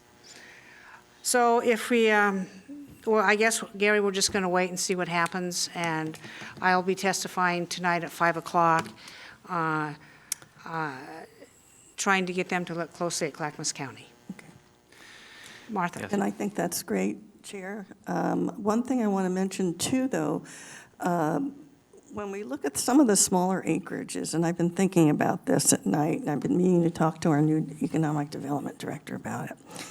One of the things with smaller acreage is, you have supply chains for all of these chips, one way or the other. For example, I just visited D.W. Fritz, which is one of the community, one of the businesses in Wilsonville. Unfortunately, they had to expand in Sherwood because they got like a $400 billion contract with someone. Now, they don't necessarily need the larger acreages at a quote-unquote chip plant, but they do all the components for chips. They do it for medical technology. They do it for, the defense industry. They do it. In other words, they're that middle business that is a supply chain. So I would also suggest that as we move forward with an ask, that we look at what supply chains we have available for our industries and see if we can help those businesses expand on land. Again, maybe Happy Valley, maybe there's more east of Wilsonville. So, it's the big bonanza with the chip, but let's not forget supply chains and how that will also help our businesses here. Does that make sense? When I was in my conversation with Representative Bynum, she did look at the Happy Valley sites as supply chain. Yeah, that's why. Okay, good. But Yeah. there's a good representation of Clackamas County legislators on this who are in leadership positions, who want a large site. So I'm going to Okay, ask good. commissioners, can we agree on 1 or 2 sites today? What do you want to do?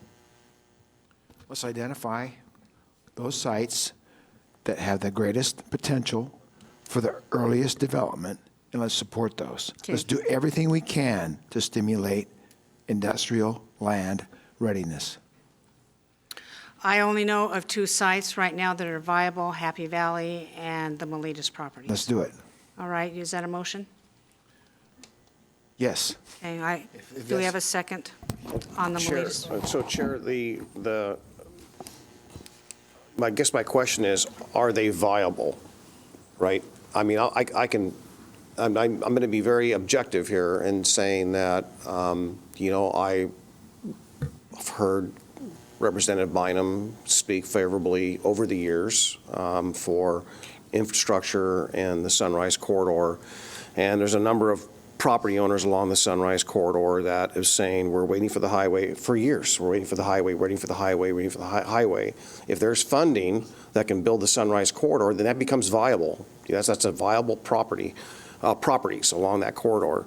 We've heard people about Stafford, same thing. Well, is there infrastructure of the cities there? Is that viable? The Molitas property, same thing. Is that viable? If you have a city that's going to fight it, is it viable? So my statement is, and our assessment is, needs to be based on something. Staff, I won't say a recommendation per se, I can see their hesitancy in doing so, but at least their ranking of what is viable. And I mean, that might mean our land use staff, that might mean our legislative staff, but what's viable, as opposed to, I don't want to pick losers, and I don't want to pass over other opportunities that again, we need to direct our political capital to the possible and not direct it towards the impossible. Well, that's what I intend to do, direct it toward the possible. I do think those 2 sites that I mentioned are viable for different reasons. There is huge transportation infrastructure at the Molitas property. There is not a huge transportation infrastructure at Happy Valley, but I'm willing to put that forward, knowing it's not 100% viable. And I will repeat, it is not this board's duty to have property ready because we are unable to do it. And you made that very eloquently. You made that argument. It's not up to us to do the planning on a site that may not be selected because, number one, we don't have the money to do it. The cities don't have the money to do it. But we need to be a player in the large scheme of things to be at the table so Clackamas County can get the jobs that we so desperately need. Paul. Yeah, so I can easily get behind the Sunrise Corridor because of this. And then what this is the joint letter between Happy Valley and Clackamas County, right? And Janelle Bynum, of course, that's her district. So we have a willing city, which is huge. So it's easy for me to get behind this one. And as we heard over and over and over again, there needs to be a willing jurisdiction that can provide that infrastructure. The infrastructure, whether it's Stafford or whether the infrastructure comes up at the Molitas property, it's going to be about water and wastewater. Those are the infrastructure shortcomings. Transportation's kind of there, not so much in Stafford, but it's certainly there on all sides of the Molitas property. And I think that'd be quite attractive if there is substantial federal funding and horsepower the governor gets behind that to say and overcome some of the political opposition that's going to be there. I don't know of much in the way of any political opposition with the Sunrise Corridor. So Well, we just haven't heard it yet. And I'll remind the commission that who supplies Happy Valley their sewer and water? Clackamas County, correct? So it's easy for them. We don't have the same situation in other parts of the county. yeah, it's just flipped that it's transportation. So there's as a you motion stated. on the table. I'll second it. Motion has been made by Commissioner Scholl to consider the Happy Valley properties and the Molitas property. Chair Smith has seconded the motion. Commissioner Schrader. Yeah, I like the idea of putting forth both properties, and with that, I can get to a yes. And then you can go forth and do good work and see what happens. I know that Representative Bynum wants one or the other, but I think we have 2 viable opportunities here. And that way, as I said, I would make a strong suggestion, Chair, that we've already done this, just make sure that our friends in Wilsonville are aware of this, that's all, okay? I will reach out to them. Okay. And I think I would like all cities to look at it as not a hindrance upon what they have to offer, but an enhancement and an opportunity to fix systems that they all need fixed. And one side is not exclusively of the other either. I know that. There's going to be a 500 acre, and then there's going to be 4 100-plus acre Acres. sites in this. So we So- need to be at the table. If we don't get selected this time, there's another time, but we need to be at the table with an offer, I believe, on this one. And I'll reiterate again, Gary and I reached out, the staff reached out to all cities, all 16 cities in Clackamas County. Do you have properties available? We submitted all those. We submitted properties that I knew would never fly. I know. Okay, but that was good, because it showed that, yes, we have some willing cities. We had Estacada, was one city, up on Springwater that does not have services. That didn't work. Happy Valley, some others. So that was that. Commissioner Savas? Yeah, so I gather this motion is in the context of the CHIPS request for Yes. tonight, right? Yes. And that- It's the CHIPS. Right. It's the federal money, Paul. Right. I know, I just want to clarify that. And the other piece, of course, that I'm really putting a lot of gravity on, and that is the land swap shortcoming. So, I know they're not related, and I've said this before. I recognize that, but I don't want to lose on both. I don't want our political capital to be lost. And if we need political support from whatever it may be, I want to make sure we end up with a pathway towards the viable at the end of the day. I mean, Regarding the let- land swap, we need to have a deep dive on a policy session on that, and we're going to be scheduling that. And I want to know everybody's ideas. I want to know what staff ideas on what we can do with that. The times that I have been in the legislature, I've testified twice on this already. I always mention the land swap, Paul, as this, I always mention the grand bargain that happened years ago with Washington County. They took away designations from Clackamas County, gave all the development to Washington County. That was done by this legislature. Now it's time for you to right the ship and be more equitable and look at Clackamas County as a player. So I say that whenever I have an opportunity. So just a point of clarification, this would include 2 properties. 2 properties. I'd just like to say that these 2 properties are important because when Chair Smith goes to the meeting tonight, she's got to have something in her hand to put forward. Thank you. And there are some good just a couple of good articles in today's Newscomb. Chris Lyons may have sent you guys some too on the trajectory of how the legislature is moving on this. I also feel that the legislature is not realistic in their ask of counties and jurisdictions to give us your property when we have, 2 or 3, 4, maybe a month's notice at most to say, oh, these properties are fine, these properties are fine, when we've never been asked to do this before. In fact, if anything, we've been told, no, no, no, no, no, no, no. And so because of the land use laws in this state, which totally tie Clackamas's hands, we've been prohibited from doing that. And yesterday, at the OCBA meeting, when Dave Honeycutt, the lawyer, stood up and talked about that, he made that very clear. Okay, no further discussion. Tony, please take the poll. Commissioner Schrader, Aye. Commissioner Savas, Aye. Commissioner Scholl, Aye. Chair Smith. Aye, motion passes 4-0. Thank you very much, Commissioners. I will keep all your comments in mind as I further engage on this. Gary, what's up next? All right, next, short-term rentals update. Commissioners Shull and Savas will present. You want me to go ahead, Paul? Why don't you start, and Thank you. I'll follow. Thank you. This revised proposal for the short-term rental enforcement you have in front of you is a result of our listening to constituents across the county who have come forward with ideas, both pro and cons, on short-term rentals. So what we've tried to do is we've learned from the regulations that other counties in the state and other counties in the nation have used, and taken the good things from them and put this regulation together. Now, real quickly, over the bullets here, registration, the process we've set forth here is a very easy one. The enforcement is a cost-effective approach, a complaint-driven approach that we think will work and reduce administrative requirements on the county.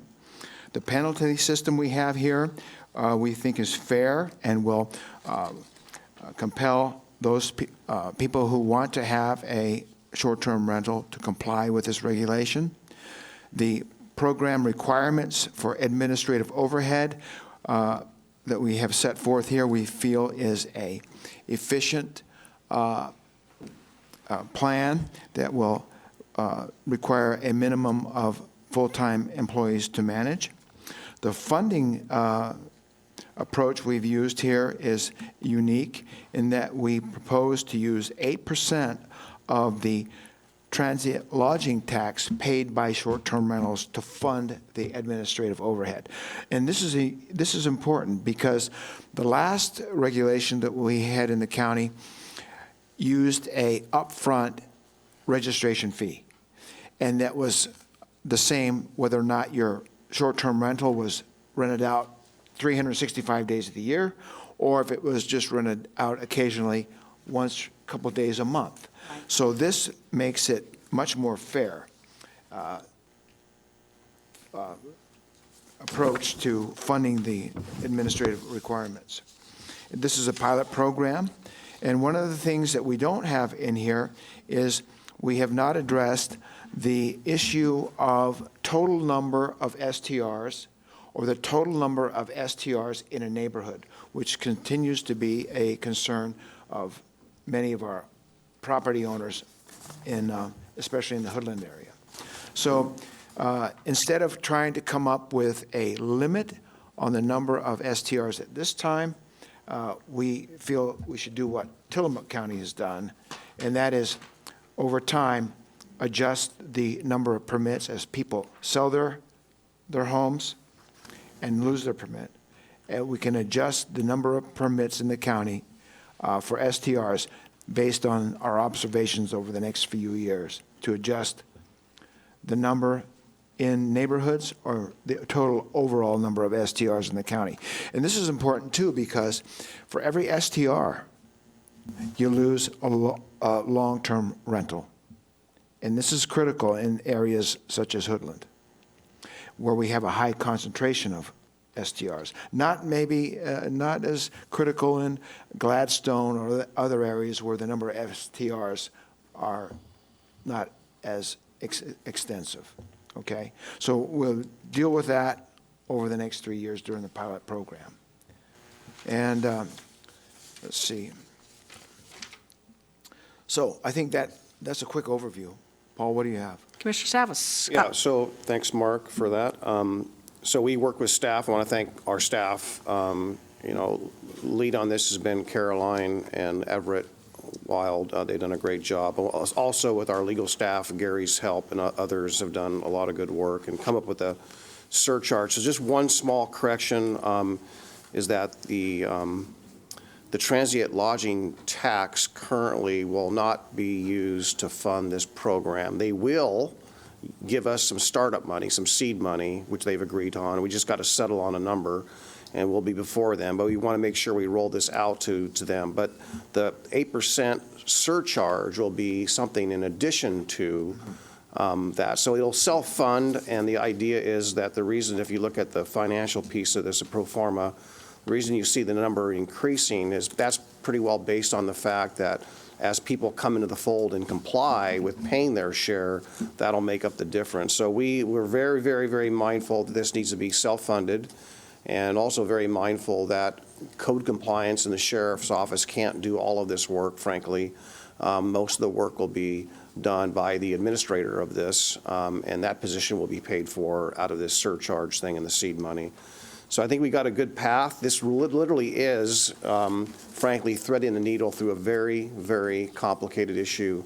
I appreciate Commissioner Scholl's cooperation and working in trying to come up with something that we mutually see a path towards resolving this without the expense of dragging our colleagues through hours and hours of future meetings. So we think we can get there.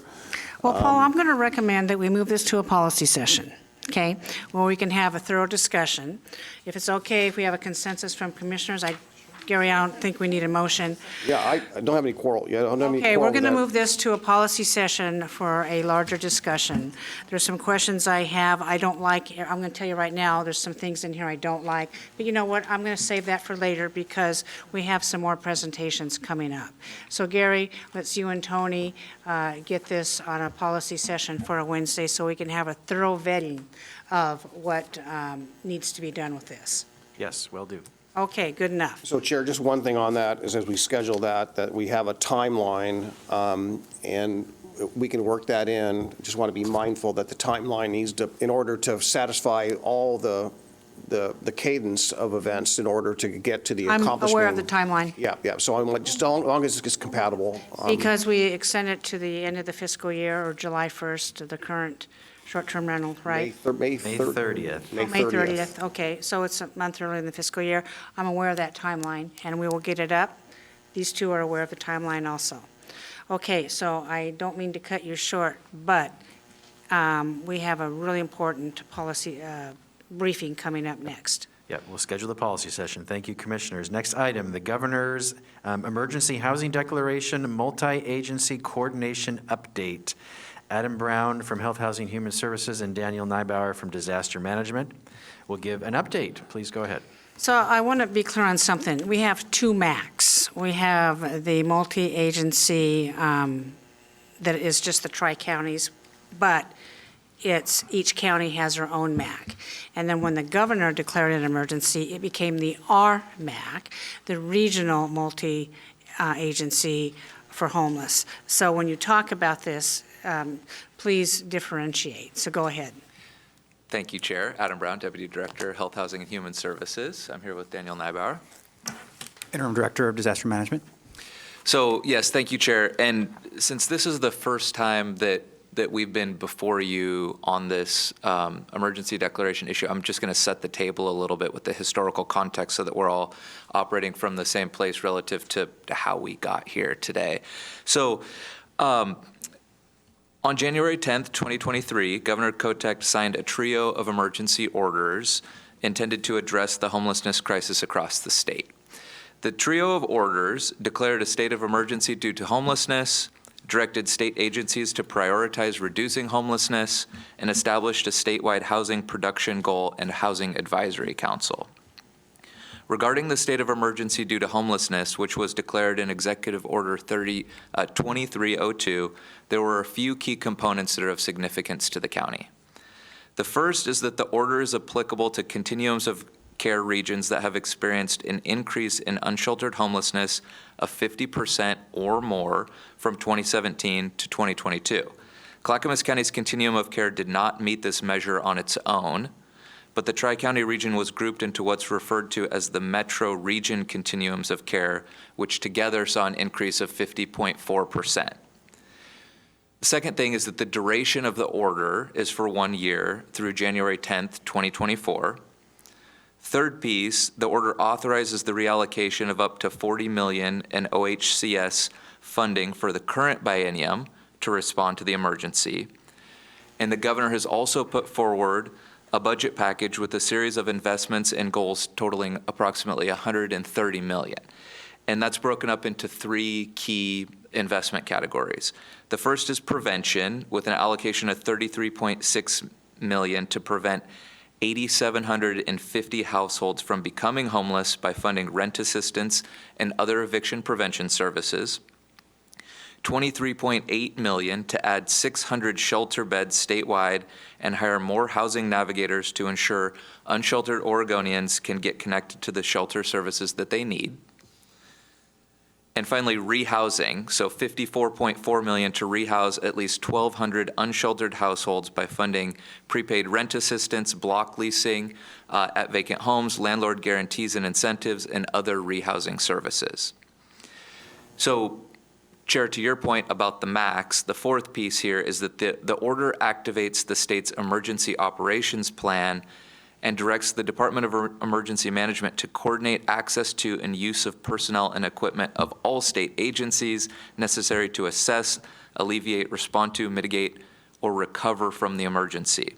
Among the key elements of this activation is the establishment of multi-agency coordination groups for the emergency areas and a tri-county multi-agency coordination group for the metro region. So it's both local relative to the continuums of care. So us, Clackamas County, is the local COC lead agency, but also this separate group, the regional MAC group. So MAC groups are a national, regional, or local emergency management group for interagency planning, coordination, and operations leadership for incidents. They provide a management mechanism for strategic coordination to ensure incident resources are efficiently and appropriately managed. During the week of February 13th, OHCS held a series of planning and listening sessions with the individual continuums of care. Clackamas County's meeting was on Friday the 17th, and we had a second follow-up meeting where OHCS delivered their presentation at our monthly Housing Services Community Meeting on February 22nd. During these meetings, we learned more about the state's framework and timelines, including that they wanted an initial list of MAC group members by February 22nd. OHCS also gave preliminary estimate of funding that Clackamas County can expect to receive of between $9.5 and $11.4 million, along with goals to rehouse approximately 115 households, increase shelter capacity by approximately 60 beds, and prevent homelessness for approximately 825 households. Staff complied with the request for initial MAC group membership with me, Daniel Neibauer, Emily Klepper, and Vahid Brown being the initial county representatives.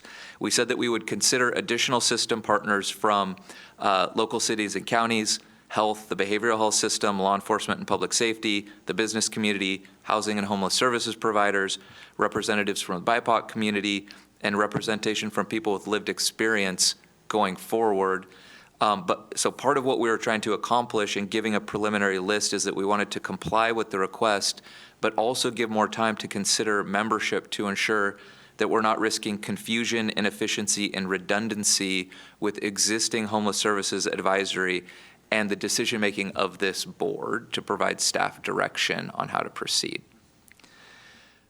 This past Friday, the governor hosted a meeting with key leadership from the Tri-County MAC groups, effectively representing the first meeting of the regional MAC group. OHCS Director Andrea Bell and Department of Emergency Management Interim Director Matthew Garrett were introduced as the governor's official designees for the initiative. Washington County was represented by leadership from their Housing Services Department, and Multnomah County was represented by leadership from the Joint Office of Homeless Services and the Housing Policy Advisor from Chair Vega Peterson's office. The next deadline set by the state is March 10th, when we're expected to submit our request for funds. The state has set out some very ambitious timelines and intensive administrative asks. And completing the funding request, for example, is an ask to assess regional impacts and needs, gather community priorities, including from individuals with lived experience, and project progress and set goals and milestones. So that's sort of the brief lay of the landscape that we have for you. Daniel and I were on a 2-hour meeting with OHCS this morning. This morning. It's turned into almost another full-time job for some of us to try to determine how we're going to meet the objectives outlined by the state and check some of the boxes that have been set out for us. Thank you for that briefing, Adam. Yeah, I read the memo from your last regional MAC meeting, and I have a lot of concerns about it. So the governor's going to throw some money at us, $10 to $11 million, and expect 1, 2, 3 to be done. Do we have the infrastructure in place to do 1, 2, 3, 60 shelter beds, 825 households, and I forget what the other... 115 placements. 150 what? 115 placements. Placements. I'm not even sure what placements means, but anyway. I don't know, seriously, do we have the option of not accepting this money and just having the governor do it? So, Chair, I think these are valuable resources. We know there's a crisis. I think the question for me is whether we can more effectively just push the funding through our existing homeless services system strategies that we already have established and spend less time on the administrative aspect of making that happen. We can administer rent assistance really quickly and things like that. So to me, ultimately it's this board's decision about whether or not to accept the funding. This has been initially contemplated as one-time funds, although the state is really saying that there's a huge push for this to become ongoing. And so, I'll leave the policymaking to you. All right, so 60 shelter beds. We're doing that already in the hotel program, correct? Yeah. Okay, so are we going to take Project Turnkey and use that for shelter? No, that's not what we promised the community. That's transitional housing, which is very different than shelter beds. So where are the 60 shelter beds coming from? So I think to that point, when the state says shelter in this context, I think transitional housing fits within that continuum of safety off the streets interventions. So Clackamas County can make a choice to say, nope, our model here is transitional housing. We don't do emergency, we don't necessarily make investments in emergency shelter. We prefer the transitional housing model, so it could be used to expand that. We have 825 households. Now, is that a metric that the governor has said, 825 additional households? And has she looked at our goals to see what we're currently doing? See, this is the problem that I have with only $11 million. Does she think we're going to house an additional 825? I suspect you don't have an answer to that. Yeah, the 825 is for homelessness prevention. So that's helping people retain the housing that they already have, and that's rent assistance. So with this, what the money she's giving does not cover the list, is my point. It does not cover 60 shelter beds. It does not cover 825 households. It does not cover 115 placements if we were to take each one of those individually. Or let's just take one. Let's take the largest, 825 households that we're helping with rent assistance, which I like that idea. I like keeping people in their apartments or their houses and not become homeless. But you divide that up, and it's 1 month maybe. So this is a real concern I have, Adam, that I think that needs to be to our governor on. Now, the governor has been very complimentary of Clackamas County in what we're doing, but the numbers for me don't add up. We have 2 commissioners in the queue. I'm not sure who was first. Does it matter? No. Paul, go ahead. Yeah, so I've got, and a lot of it could simply be based, I simply don't understand exactly what the strategies are, but I know we've talked a lot, about the people who have the mindset that it's housing first. We have the people of the mindset that it's treatment first. I think it's all of the above and more in between. And we have that issue. And I don't know how much of the approach here is about all the things in the middle of those two things, treatment and so forth, things that people need. Also knowing that there's a certain population that's not going to get or not going to welcome either of the two, whether it's housing first or treatment first, right? They're just not going to participate. So I don't know what the population out there that can be helped and will be helped, what that really is. Is that the population that is visible to people in the media and in the public when we drive down our freeways or drive down our local streets, so we see people that are living on the sidewalk or living in a motorhome or a camper or their car? I don't know if it's that. But you said something, this really concerns me, and both in our capacity, getting to staffing, our capacity, you mentioned, it's like another job. Well, we've got a lot to do. You guys are overwhelmed with all of our goals currently. I'm talking about the HACC.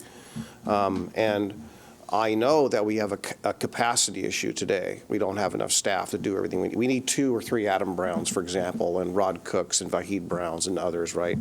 So, and, you know, I don't want to distract from the work that we're doing.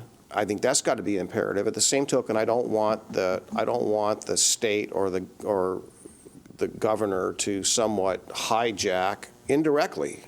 I mean, maybe that's not the right word, but distract from the work we are doing and redeploy those services to something completely different, right?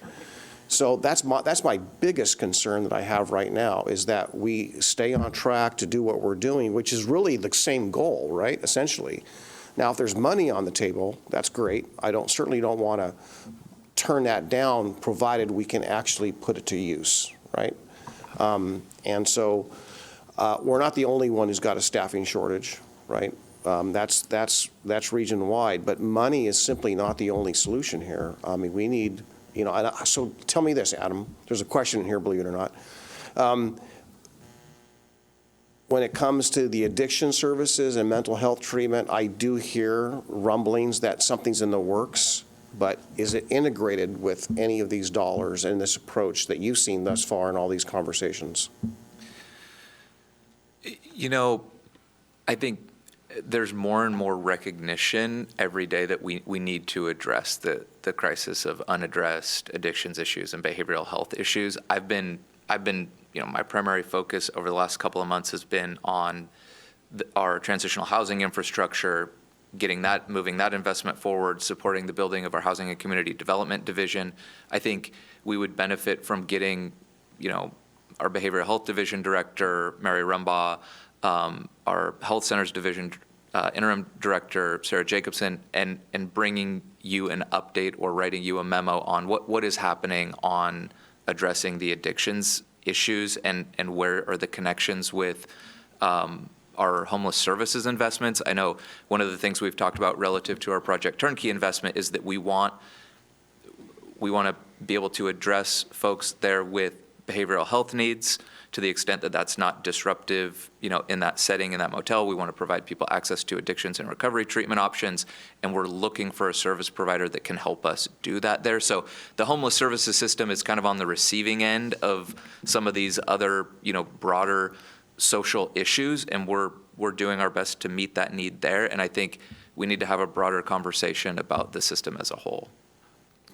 All right, well, I appreciate that. So let me just ask you just the nature of the conversation. Is this really a two-way conversation with some of the people like yourselves saying, here's what we need, versus being told this is what you're going to get? I'm just trying to get the sense of is the communication both bidirectional? I mean, are they taking the advice or recognizing the needs of, let's say, the metro region in this context, that they may be unique than maybe other areas, and that we're getting not just the money, but some of the real solutions that we really need? So the process has been pretty prescriptive to this point. What we've been told with regard to the proposed uses of the funds is that they want recommendations about the best use. And there's been a tension for us in terms of the timelines have been really ambitious, but they've included a lot of requirements for intentionality. And sometimes it's hard to do both, right? It's hard to both move quickly and produce a plan by March 10th and convene a community group and solicit input from people with lived experience by that deadline, which is one of the asks, right? And so we've tried to raise, some staff have tried to raise a flag of like, look, we're all for going fast and trying to get this money out to the community, and some of the prescriptive elements around the rigor of the process, there's dissonance for us there because we're not certain that we can do both, especially in the context of how strained our systems are already. We raised that again this morning. So, yeah, I guess that's a long-winded answer to your question. The shorter answer is the process has been prescriptive. and we've been told there's flexibility in how we invest the Okay, dollars. thank you. We have a couple more commissioners. Paul, further questions? Yeah, just the last one here, at least for now, and that is that I want to make sure that you all are still working for Clackamas County. And I don't mean that in any disrespectful way that you're not. I just want to make sure that this is not set up in which the staff of the counties and the other jurisdictions are suddenly working for someone else on a completely different agenda that is not aligned with the county. Mm-hmm. I think that is right. In a way, this is another unfunded mandate. I mean, if I go down the list and I look at how many dollars, totally unfunded, underfunded mandate from the governor. I just think either we don't take the money, and I'm really serious about this, or how you answer the governor is with our own program. We have this in place, and you mentioned to them, just what you mentioned, this is a full-time job for us. We're barely able to manage our current housing needs from what ambitious goals that this commission has. And then there's a whole nother layer of to-dos from the governor.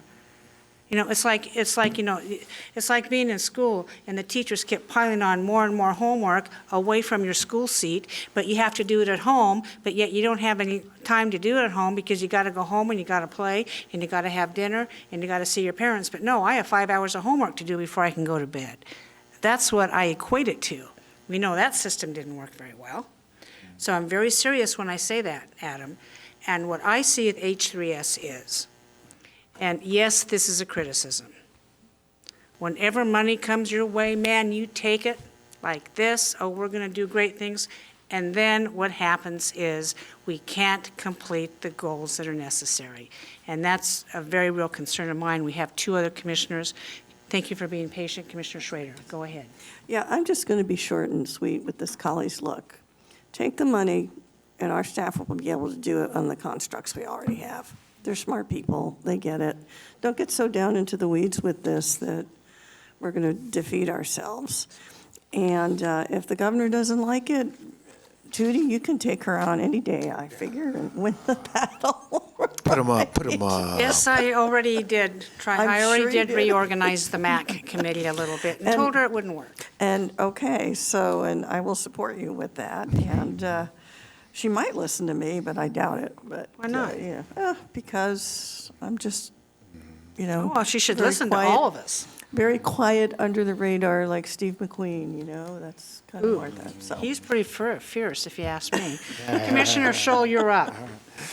Yes, just another way of saying what's already been said is that if we can take the governor's emergency order prescribed items, overlay them over what we're doing now, and take that money and use it to satisfy those requirements without disrupting the programs you're working on, I think that'd be the way to do it. Do you think you can do that?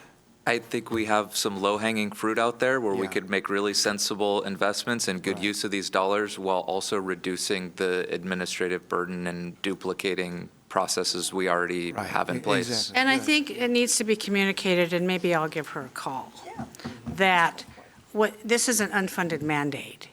The goals are very ambitious with very little money. And I had a very frank discussion this Monday with the tri-chairs. We are all in alignment on this. And one county in particular, I don't know if you've seen the headlines on their huge budget deficit.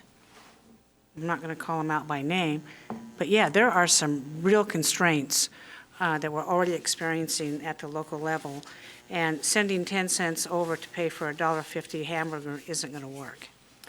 Yeah, and my attitude is just don't kill the messenger, that's all. But- Yeah, Paul, you're up. Yeah, I want to make sure my comments were towards you all were all respectful. So I'm not questioning your loyalty to Clackamas County. I just don't want the situation in which. You're not. Yeah, I know. I just want to make sure it's clear that everyone knows that, whether they're watching or in this room here. So I have great admiration for all the work you do. Chair, I use the words an unfunded mandate. I think it's a staffing. We're understaffed mandate. It's a staffing issue that we've got here. It's right now we have the resources in the region. great. Governor's going to bring some more to the table. That's great. But it's a staffing issue. And I think, frankly, I think it's also an alignment issue with some programs and policies getting back to addiction, detox, and mental health, behavioral health dollars or facilities and policies and requirements and certifications that make it far more aggravates the staffing issue as well. So I just hope that, again, these, whatever does come out as far as way of dollars or solutions, that they're sustainable, and that when the funding stops, it's not a cliff, because we are going to do everyone a disservice if these dollars can't be sustained at the state level. right. Because, you know, what feels good today, if those funding ends and comes to a halt, there's going to be people that are going to lose their place to sleep, and it's all for naught. So, lots said, quite complex. I'll end there. Commissioners, we did a lot of really good work today and yesterday, and I want to thank you very much. Commissioner Schrader and I have a 12 o'clock meeting scheduled with Judge Steele that's been rescheduled twice already, and we need to go to that. I'm going to ask if you respectfully save your commissioner communication for tomorrow. We'll have ample time tomorrow to discuss what we need to, any further updates that you want to bring forward. Be more than happy to listen to you then. Seeing no further business before this commission, we are adjourned. Thank you.